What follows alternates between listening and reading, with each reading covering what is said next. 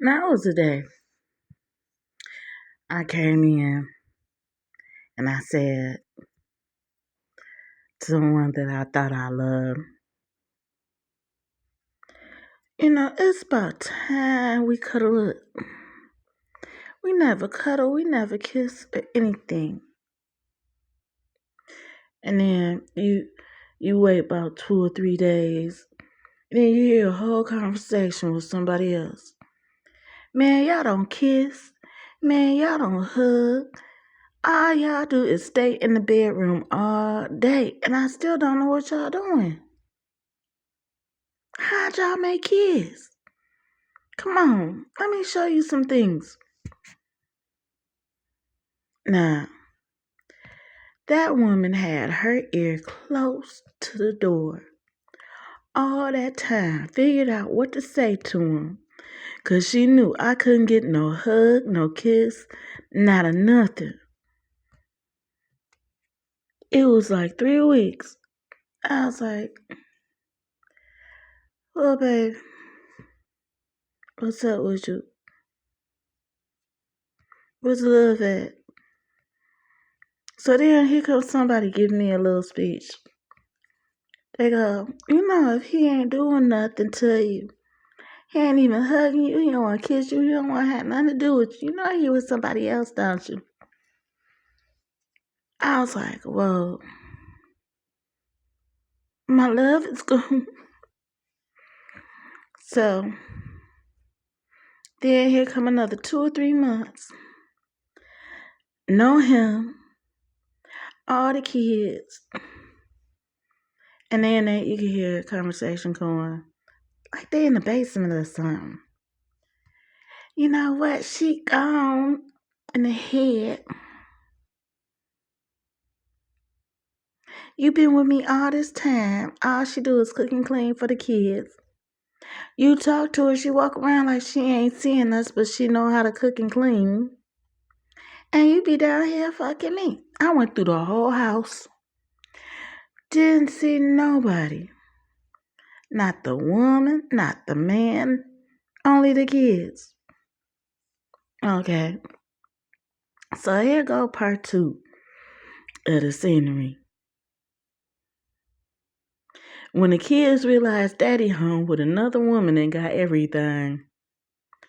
Mom, we ain't living with you no more. I go, okay, you gonna go stay with daddy? Oh yeah.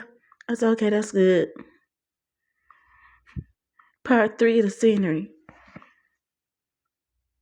Girl, you gonna be taking care of my kids. And nothing come over your house but your own kids, right? And you've been taking care of them since they was little. And all you do is what? Get them on the weekends now like he used to? And pay the child support instead of him? The thing is that he get all the child support money and I don't. How is that? How is courts making me pay my child support, but they make him pay nothing? Talking about he went to jail for not paying child support. Now, I look at that jail cell, I look at the walls and everything else, and I say I can't be in there. I'd rather pay child support. He look at them walls, look at the jail cell and everything and say, nice place to live. It's better than on the street. And so when he get to me, I'm like, well, how you got a woman, the kids, and it sound like y'all in the house and y'all ain't. And now I got a small little apartment and it still seem like y'all here. He goes, damn, you nosy as fuck. I'm like, this is like round 22 with a scene 12 to it. With the kids all grown. She ain't saying you watching my kids now. And she ain't saying you paying for my kids' child support. And she screamed out, thank you for raising my kids. He thought that you fooled around on him. Everybody convinced him you did, so I had his kids. And I convinced him to do something else with you or something, take him somewhere. So you've been watching mine while we get together. I was like, didn't notice the difference. And then, have you ever got a shout out that said, Princess, now you know you ain't my woman. You the only one that been with me all this time, and you my daughter. You was the one in the basement with me telling me all this little fickle shit so I could take care of you and you could stop going to daycare and shit and stay home. You didn't want to go to fucking school. Now go to your mama's unit.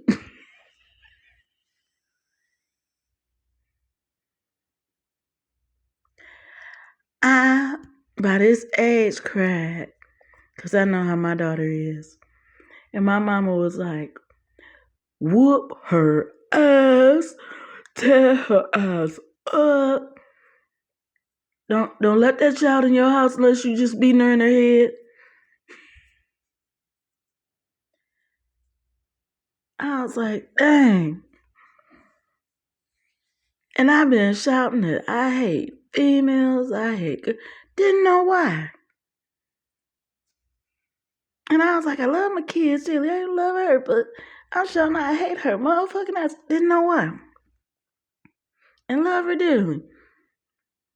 And here she go talking about, you can't hold me. I was like, what? That little girl started throwing fists like never before. I'm up here trying to slow her down, take her and push her off me and everything else. I'm like, gosh, I just got beat up by somebody else almost. And I'm mad over fighting a man. And here you go, want to whoop my ass, somebody can't hold you. I was like, gosh. She just knew she was a badass trying to whoop her mama ass. I just don't know no more. Now, on a quarter round, I was like, Princess, do me a favor. Let's go boxing. Let's go watch boxing. She said, Mama. I was told to put my strength down. I said, what for? We can learn how to box together. We can jog together, everything else. I'm thinking to strengthen the girl up. Just in case, she get in some weird predicament. Somebody came up to me and said, you know what? They said, you want her to be stronger than you so she could just whoop your ass. I was like, oh my God. This is totally terrible. And people was like, you write books. I thought you was writing about your family. You ain't writing about your family. It was sounding good.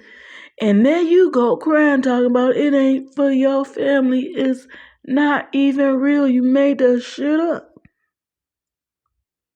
I'm like, but I told the truth. Ain't no nothing on there seemed like it was my kids or me. Everything on there seemed like something else. It was like, I ought to put a video somewhere, a video camera somewhere, like in different places of the unit, and just run it. And then y'all can watch my fat butt being trying to get beat up by my skinny kids. I was like, dang, how embarrassing. Sliding all over the floor and some socks, and they have on shoes. Talking about, oh no, we don't need to take our shoes off. We okay. Now, I didn't get it, because they usually take their shoes off and everything, get comfortable and all of that. I knew better than to do that again. And then here is my fourth child talking about, I ought to just hit your ass. I ought to just beat your ass right now. He said, but I'm not going to do it. I was like, why you not going to do it? Because I had people try to take my steering wheel. I handled that. I had the daddy tried to whoop my ass while I was driving the car. I handled that. And here you are talking about you trying to whoop some ass. He said, that's all right. Daddy did all that. And I'm threatening you. You could take me home. I had a mind to drop him off right where we sat and say, get the heck out. And this lady told me, she said, now Tanya, where was you one day in the winter and you came home and you asked to be let in and the kid said, no, don't let her in. She said, what happened? And all you did was whoop him like the auntie told you to. What happened? Because now they asking to come in. And you know, they grown, they in their 30s now. And I said to them, I said, you know what? Y'all kids all alike. Y'all get with the parents, y'all get with the aunties and all of that. Y'all be fun loving. They don't whoop y'all asses. They use somebody else to whoop you instead so you can still care and all that shit. I said, then, when it's time for somebody to come over, y'all don't let them come in. Y'all say take their old ass home and they should have a home by then. I said, by your age, I had a job, I had a car, I didn't have not one man, and I was living pretty lovely. I had everything I wanted. I said, here you are asking me to come in. I said, and my predicament was different. I had a job. I was in and out of hospital because I was sick a lot. And they wanted to take care of you all instead, and I couldn't come in. And I was told, go back to the hospital to check my health out. And we tell you to go to the hospital to check your health out. What you doing? Saying you don't need to. But at least I went to work, got myself in a place, a unit, an apartment, or a house with a 1-bedroom to it, or either a room for rent. And you running around here, straggling around, talking about you being like me. I told him, your older brother sound better than you. He doing stuff I did, and you doing stuff that I did when I was a kid. Yeah, I tried to stay out all night when I could. I didn't have a job because I was a kid. I got fed by my mama, daddy, my grandparents. I said, so where you living? He go, in the house. I go, okay, good. Good.